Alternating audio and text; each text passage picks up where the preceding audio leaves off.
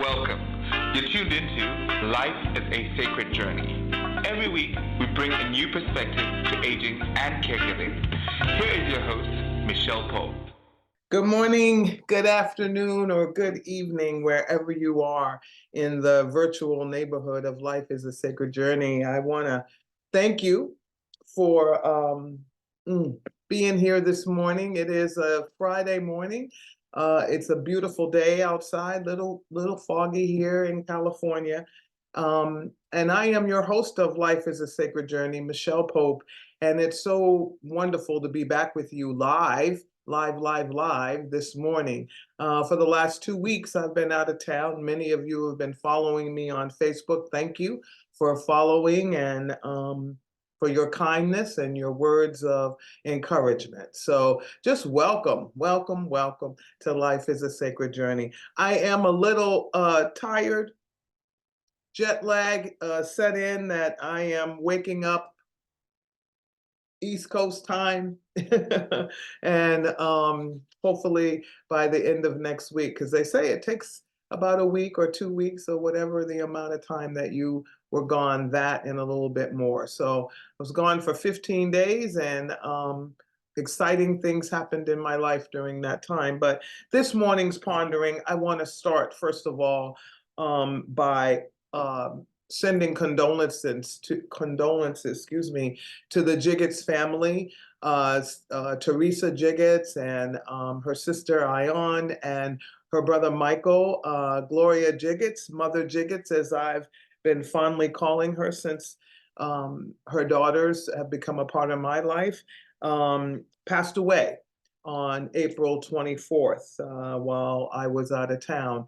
And I just I'll be lighting a candle for her in a few minutes, but she was born on June 3rd, 1929, which made her 95 years old. She was from that old school of women that I grew up around and understood the value of faith, the value of family, friendship, and also that spunkiness that got women through, particularly women of color, Black women, through very hard times of trying to keep their families together and raise them in a time when so much hatred and violence, and we still have it today, but it was a little different then.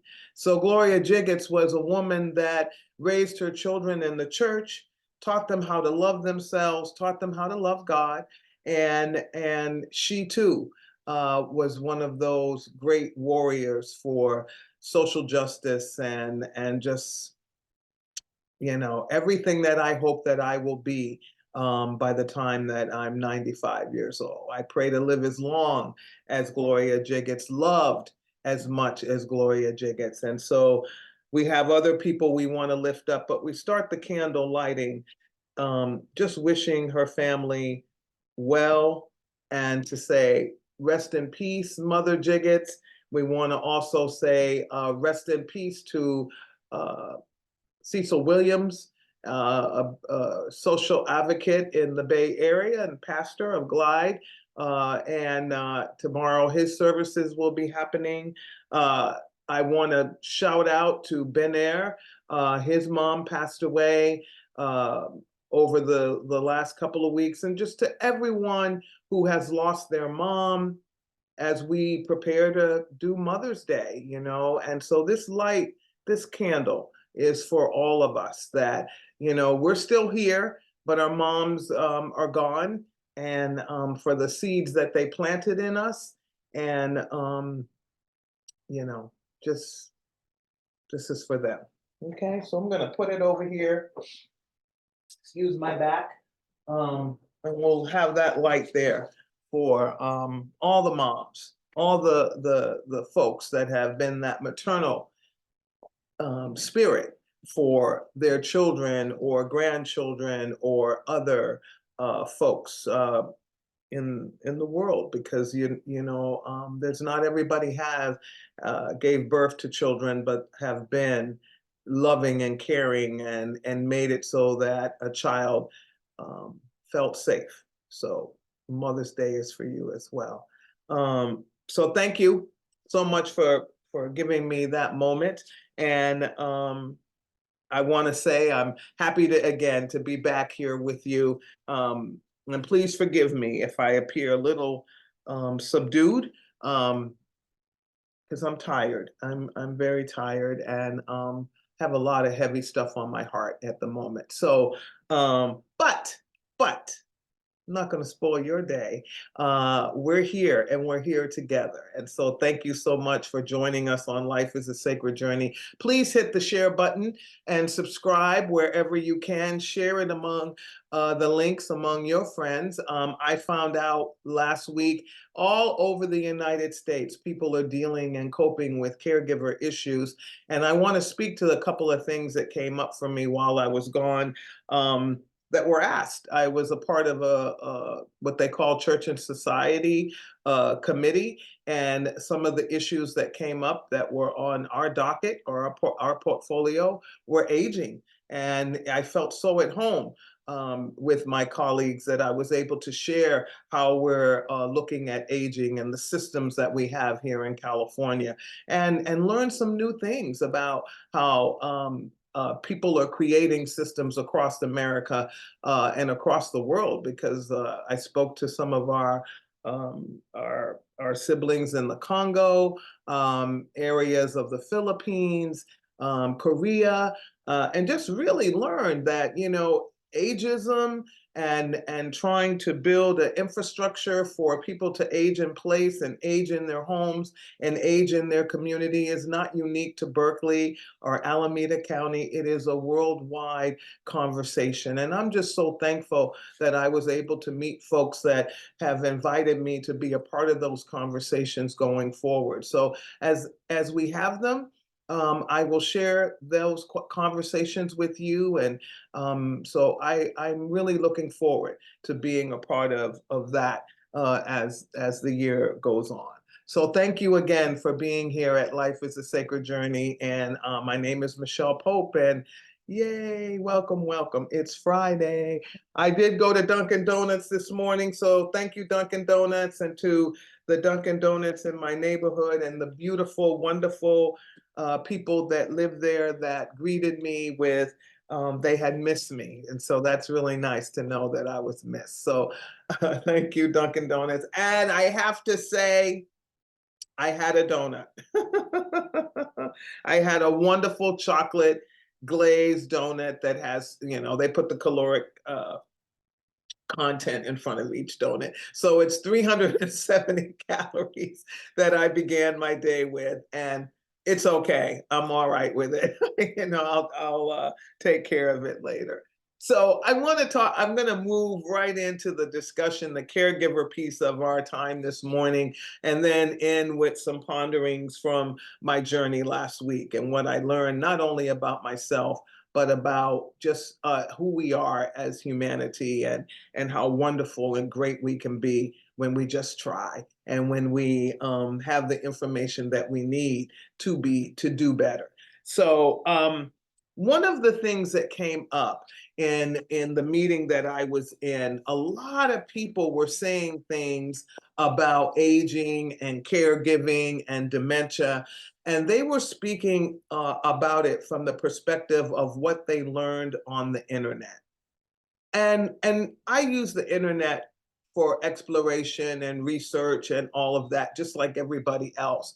But what worried me is some of the what do I want to say, dementia conclusions from the research on the internet, from my experience here at Alzheimer's Services of the East Bay, were incorrect, or they weren't quite right, or they were kind of right, but not really when you begin to see how people live with and cope with dementia in an adult day care program such as we have here. So I wanted to, and I did some homework, and I've done this a while back. So I'm looking at an article from the National Institute on Aging, which is a to me, one of the greatest hands down resources that you can go to as a caregiver. So I'm going to have Felicia write it in for you. The National Institute on Aging. You can go to their website and they have, oh my gosh, so many resources that you can print, you can bookmark them. And but today I want to talk to you about looking and evaluating health information on the internet. The National Institute on Aging did an article in one of their, I think this is a little old. Let me look, my friends. It was published back in 2005. So you can imagine that this is even more so because so much is going in there and dumping in there now. So let me tell you what those things are. So get a piece of paper so you can write it down, or later on, you can go back and just look at the part where we're talking about evaluating health information on the internet and how important it is to you as a caregiver and to the persons that you're caring for. So number one, who's responsible for the content? If it is, even if it's somebody like me, that does a podcast, you gotta check your data and make sure that you're getting it from a trusted source.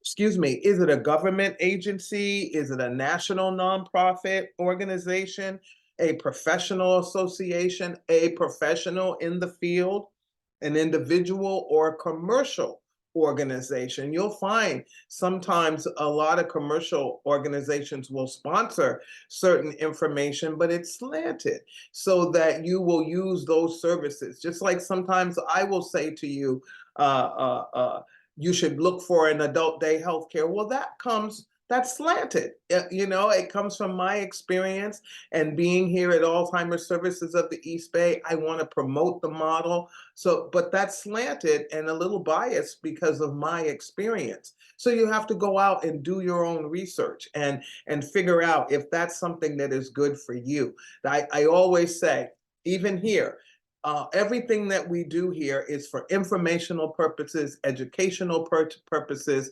We are not claiming to tell you what to do. Now, I may say to you, 27 years, 28 years of working in dementia and working in the field of aging, I have learned so much. I apologize. I have allergies. I've learned so much, but that doesn't mean that something that I've learned hasn't changed and that I might need to learn something more. So you always have to evaluate and look at anything that you hear from either myself or other professionals. We're just giving you planting seeds and the starting place from which you can bounce off and find more data. You can start searching and asking more focused questions to what you need. So and if you're reading, number two, if you are reading a particular article, what is the author's credentials? That's why I always say, not to toot my own horn, boo, but to say, I've been here 27 years. I've taken a battery of classes as it relates to aging, ageism, and dementia. I've traveled, and every time I travel to a different geography, I try to find an adult daycare center, whether it just be respite or healthcare or the models of care that are being provided in different states and countries. And so my experience I'm sharing with you, but it doesn't make it the gospel. You may go and visit that very same place and decide, well, it's not for me. It's not for my loved one. Pardon me, but that's how I share the data. That's where it comes from. And a lot of reading. Oh my gosh, I can't tell you how many books over the years I've read about what we do. Is the author affiliated with any major medical institution, why we bring folks like Dr. Pearl on, why we bring other experts and individuals writing books, because I don't want it just to be, I mean, who am I? I'm just one individual sharing a life experience, one piece of the life experience, which is, I'm sorry, my allergies are, and I realize I'm sniffing, uh, a part of my existence. So I share that piece of the work with you. Who reviews the material? Is there a medical advisory board that reads the medical content before it goes public? Or is it, now a lot of experts are out there giving information? Do your homework. Do your homework. Again, our sources cited for statistical information. So if I say something like I'm talking about it today, I said it came from the National Institute on Aging, so that you can go back and look and see if they've revised anything. Find the article yourself. You'll notice that whenever I'm reading from an article, I'll give you the author's name, because I'm not trying to take credit for anybody else's work but my own. But the work of these individuals have intersections in my work. And so I learn from them, and so therefore pass it on. But give people credit for it so that they know where you know where to go back to get more information. Is the purpose and goal of the sponsoring or organization clear and stated, so that you understand why they're saying certain things? Is there a way to contact them if they are a sponsor, to figure out the validity of the relationship between the organization and the individual giving you the information? And because, again, as I said, just in the onset of this piece of the conversation, health information gets outdated so easily, so quickly, without your knowledge. Just like we talked about this a while back, the blood pressure thing, that changed and has changed a lot in 20 years, what the level is, and what is high blood pressure, what are the numbers for pre-blood pressure hypertension. All those kinds of things are really important to discuss. And don't forget to talk to your doctor. The relationship you have with your doctor is a special one, and it is important that you ask the questions. So I'm going to give you some of those questions before we move on. What is the diagnosis? If the physician says your loved one has a form of dementia, but it's not Alzheimer's dementia, something has created the dementia. Was it a stroke? Was it head injury? What created the dementia? We have folks that, again, stroke dementia, Alzheimer's dementia, individuals who were born mentally impaired or cognitively impaired, sometimes now age into a form of dementia. All of these forms, there's an individual that in our program who has alcohol dementia. So what is the form of dementia? Why is that important? Because the behaviors around that dementia are going to be very, very different. So you want to know that. So dementia is not enough. Say, doctor, what form of dementia? What caused the dementia? And if it's Alzheimer's, that's one dementia. So, it's just one dementia. And dementia is an umbrella word for things that affect your activities of daily living, brushing your teeth, tying your shoes, knowing when the whistle on the teapot, what that means, and all of those kinds of activities of daily living that make life enriching for us, but sometimes become invisible because we do them without even thinking about it. So those kinds of things. What treatment does the doctor recommend? What treatments are other people engaging in around you in your faith-based community, in your senior center, your neighbors, yes, you're going to have to share in order to learn. And so I think it's really important to understand what the treatments are, the new treatments versus, excuse me, treatments that are in the pipeline, things that people are doing now. There's a doctor down in Florida whose husband had cognition challenges. And during that time, she started her husband on a regimen of coconut oil. All right. It worked for him. She scientifically wrote the report. It may not work for another person, but having this conversation with your doctor to make sure that adding these things to your life is not going to create a challenge with some other medication that you're taking or something else that your body may be working through, that taking extra coconut oil or olive oil may not be good for you. Like I take a teaspoon of olive oil every morning before I leave the house. And yeah, it's not that easy to get down. It tastes good on bread, but it doesn't always taste as good in the teaspoon. But it's something that I do. So when I go to the doctor, I share that I'm on a superfood. I'm doing the lion's mane mushrooms.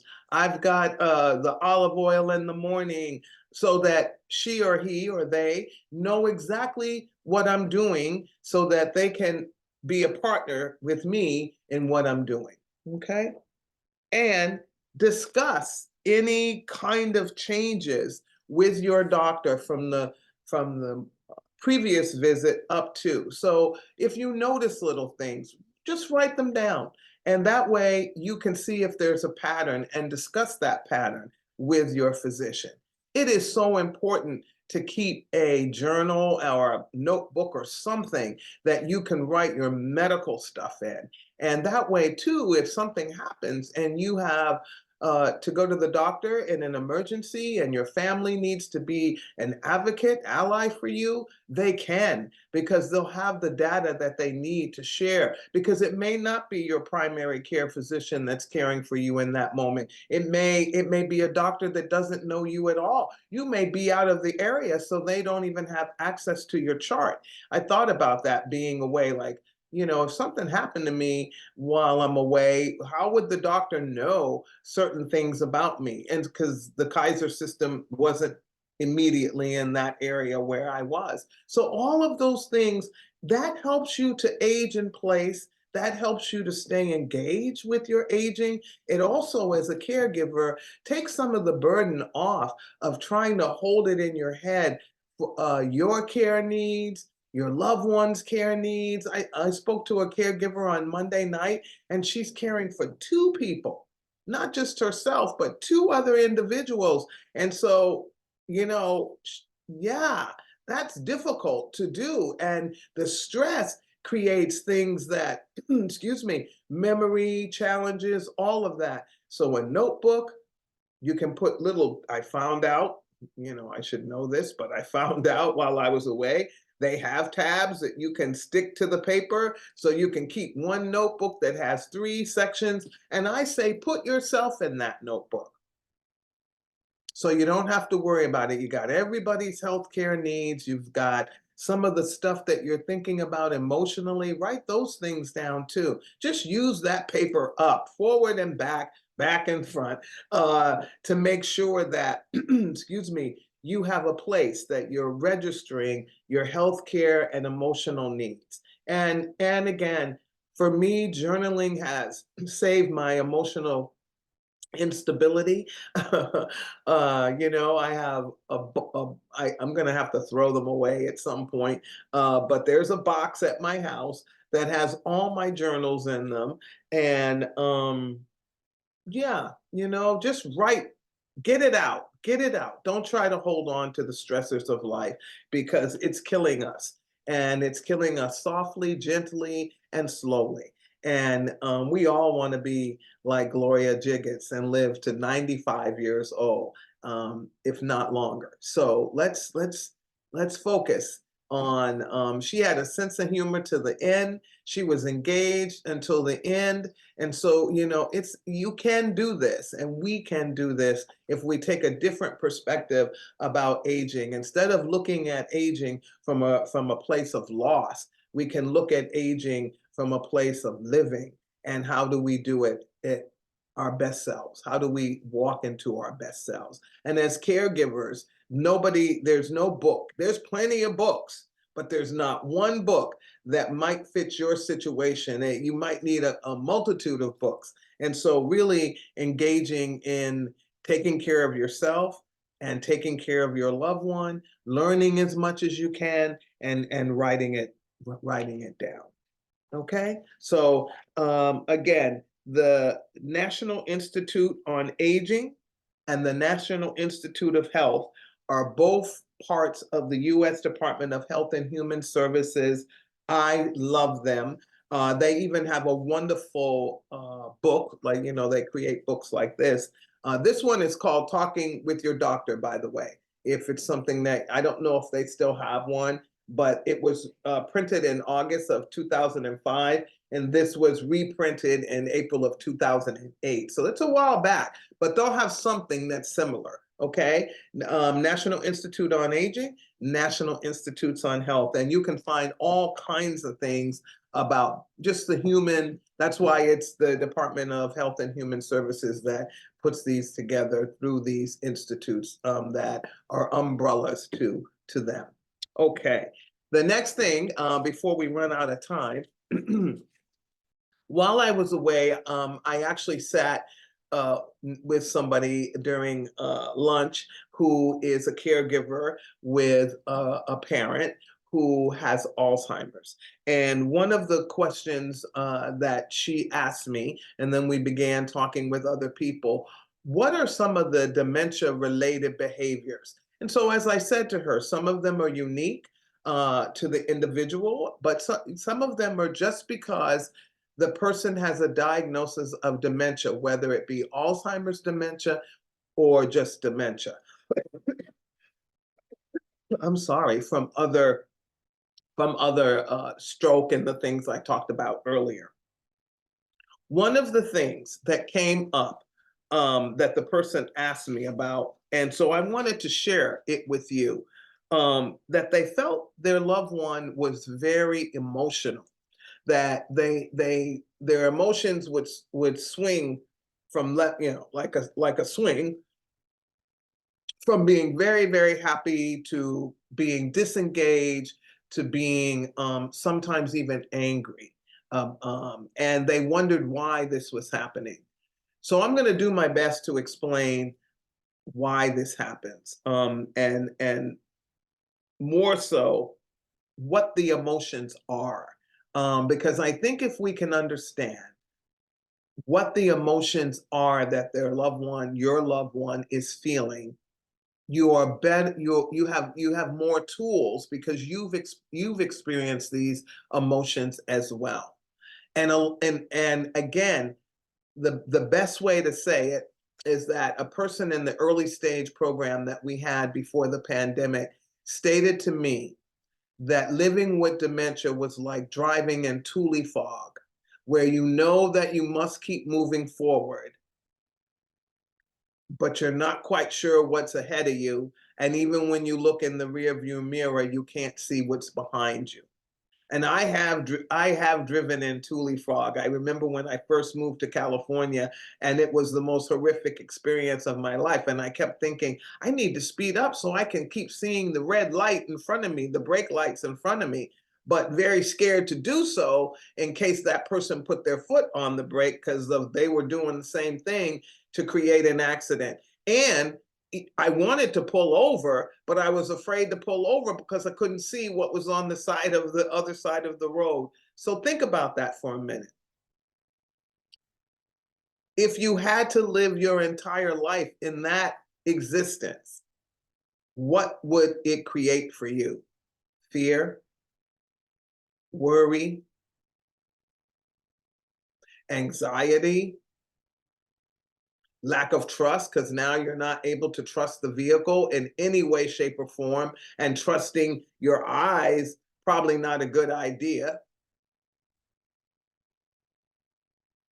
Think about that. So let's talk about the emotions that accompany dementia. Worry and anxiety. What's happening to me? Why is this happening to me? Is my loved one gonna do something? the question I get asked 100 times, is my loved one going to come back for me? Are they leaving me here? Why is somebody coming in our house now? We never had anyone coming in before. Why am they're telling me I can't drive my car?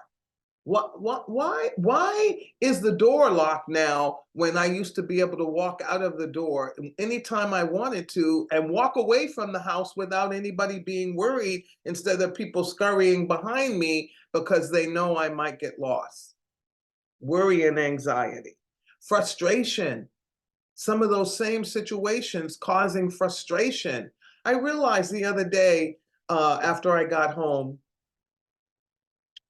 how independent I am, and thinking I was very grateful for that sense of independence.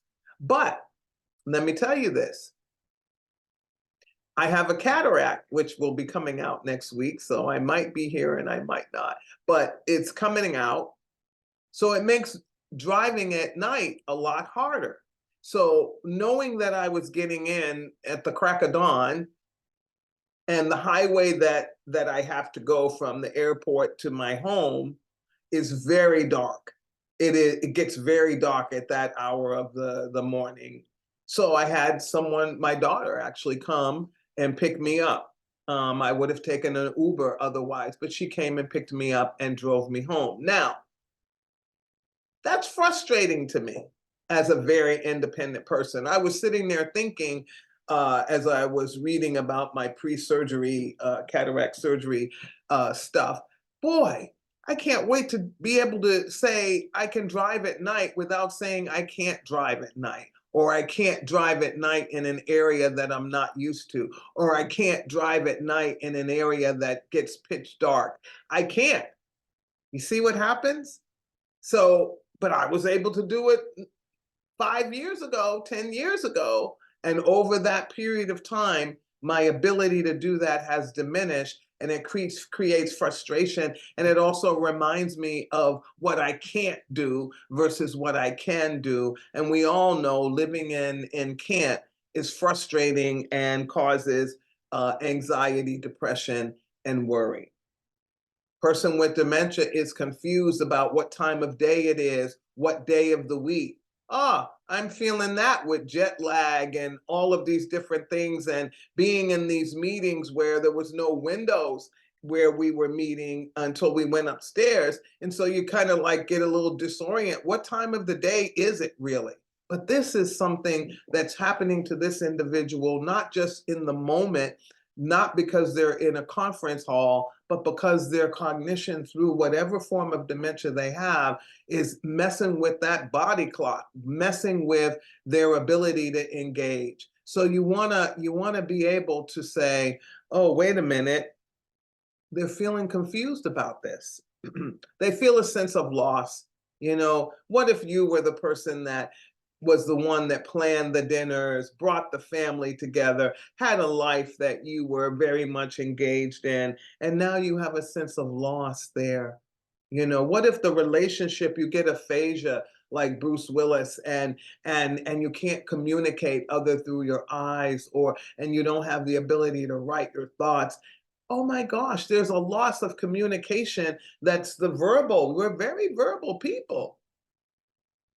And there's a sense of loss, sadness for those moments of intimacy that you once had with another person, that now that's changed a little bit, because intimacy and understanding it's what you expect of it is really hard for somebody with dementia. Embarrassment.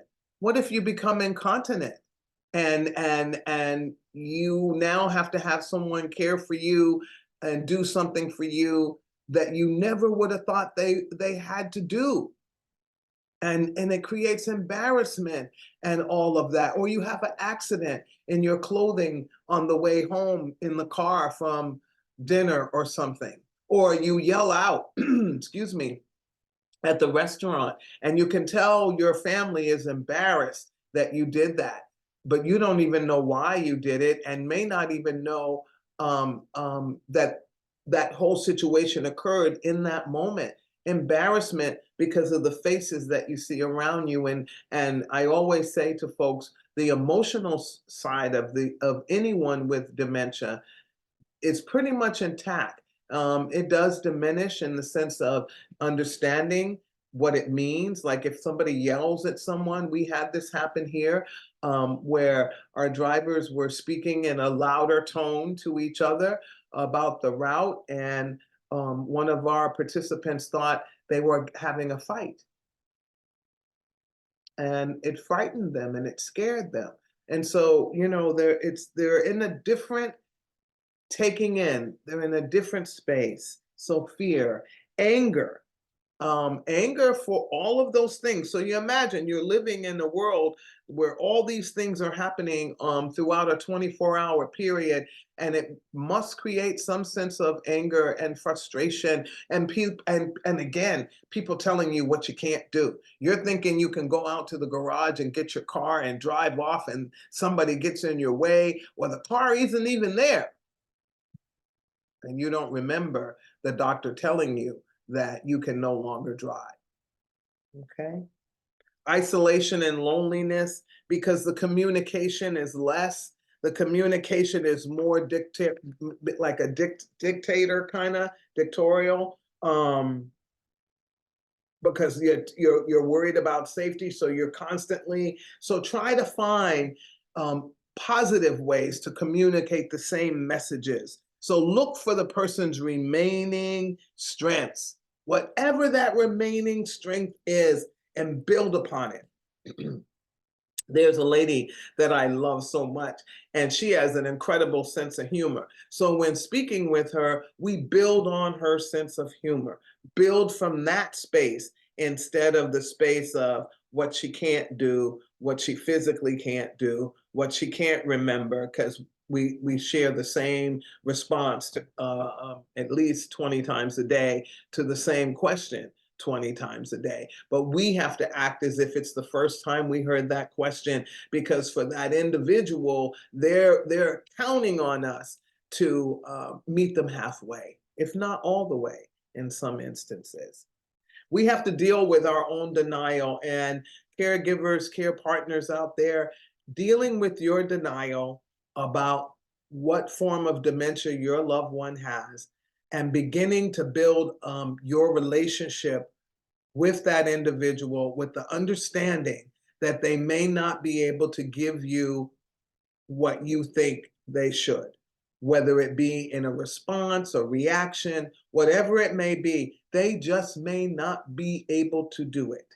And so it really takes you being patient and understanding that it's time for you to accept the new person that is being transformed through this dreadful disease, as it is a dreadful disease, and understanding what that means. Safety is going to become an issue. You have to look at safety and not think just because the individual at this point doesn't, what we call exit seeking,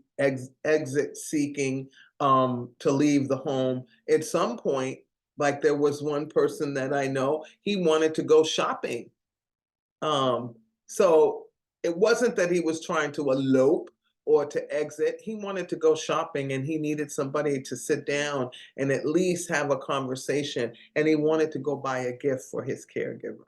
So you've got to slow things down and listen and lean in to the conversations that you're having with your person that you're caring for, using that best friend approach. There's an excellent book called Best Friend Approach, and if you look at it, find it. I'll try to find it and maybe get our good friends here to talk about it. It's what would you do with a best friend or somebody that you're just getting to know? You'd ask a lot of questions, you'd watch, you would observe, you'd lean into that relationship.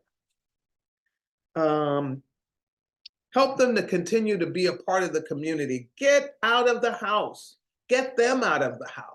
Because when you're engaged in the community, yes, it takes a little bit more work because you got to make sure, again, safety, safety, safety. But getting out and sitting at a park bench, I realize how comforting. Alameda is not that far away from most people in the Bay Area. There's wonderful beach that has benches, and so you can take the person there to sit. You can do a museum is an incredible place if they have mobility, but even if not, the Oakland Museum is set up for mobility wheelchairs. Get out of the house and do something with your loved one that'll engage them and get them in the community, because a part of the reason that our community has not adapted is that we're putting people into wonderful facilities, but then that's where they stay. And particularly if they have forms of dementia that comes with some of the communication behaviors that it can come with. And we just need to learn to adapt, and we need to learn how to embrace that individual in the community.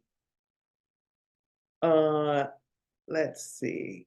Let me go over, because I think this is a good thing. I want to make sure about communication. Remember, nonverbal communication can paint a picture that verbal communication cannot, because it gets too confusing, and the person with dementia has to figure out what all this means. All these words, boom, boom, boom. What do they mean? So nonverbal communication is when you do something like this, or when you cuff the arm of another person and just start walking with them. And as you are walking with them, begin a conversation about what you're getting ready to do, where you're going, instead of saying, do you want to go? Can you come with me? Because no is going to probably be the answer. And it's an invitation. It's not an order, it's an invitation. So if you say, Mom, you need to come on now, let's go, because mom's kind of taking her time, and she's, instead of putting your arm around mom and walking towards the car, and as you're doing that, saying, I'm so excited, we're getting ready to go on this little field trip together. I'm so excited we're going to get to drive in the car together.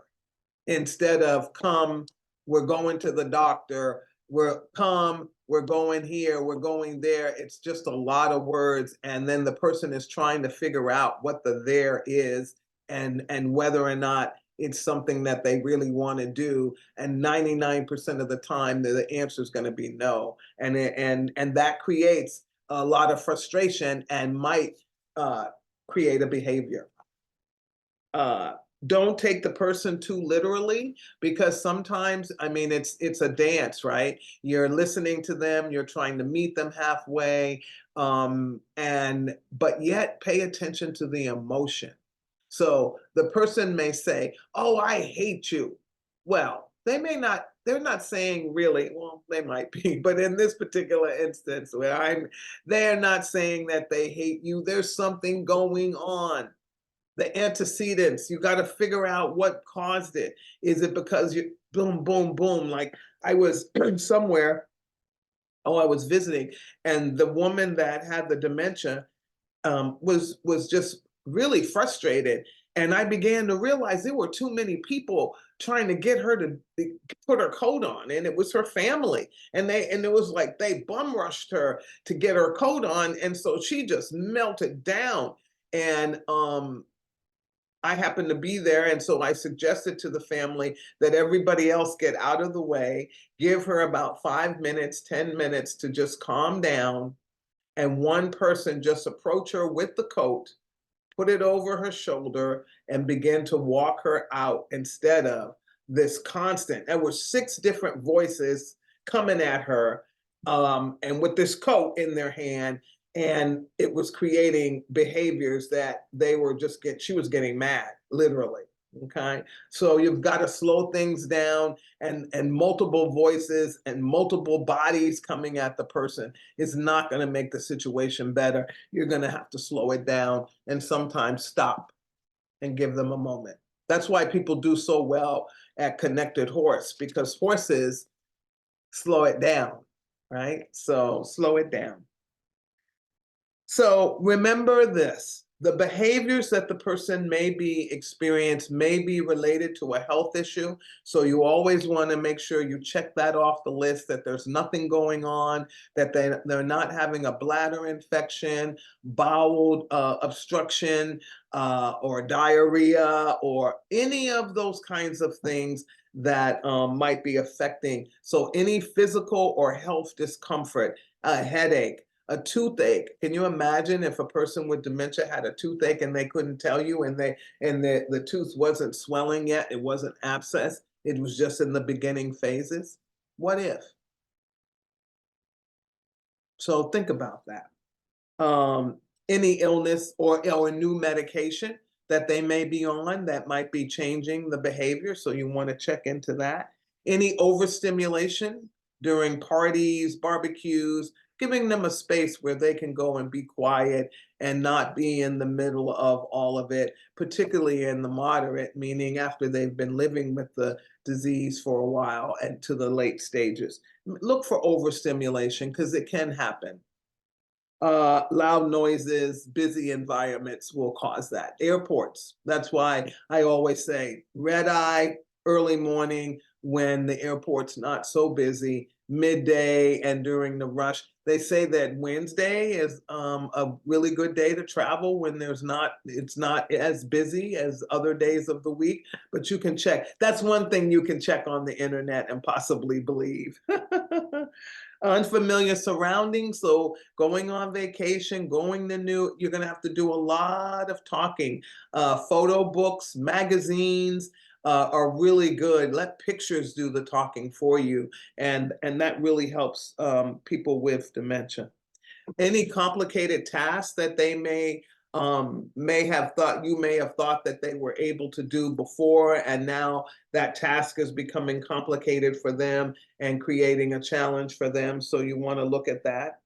And any frustrating interaction. So any inability to communicate effectively, or that the other person's or person or persons seems like they can't understand what's going on. They're the ones that are asking the same question over and over and over again because they're trying to understand and they're trying to connect. So I hope that has helped you this morning, and I thank all of my friends and colleagues that gave me the honor of answering their questions as caregivers over the last 2 weeks.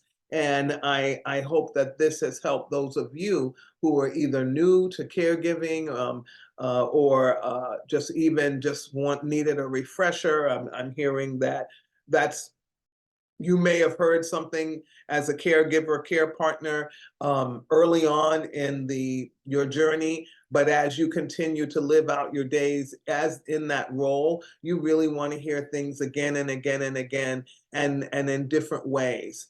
And so I want to make sure that we do that during this podcast time, that we really provide that information on an ongoing basis for you. So again, I hope that was helpful. And remember, again, the National Institute on Aging and the National Institutes of Health.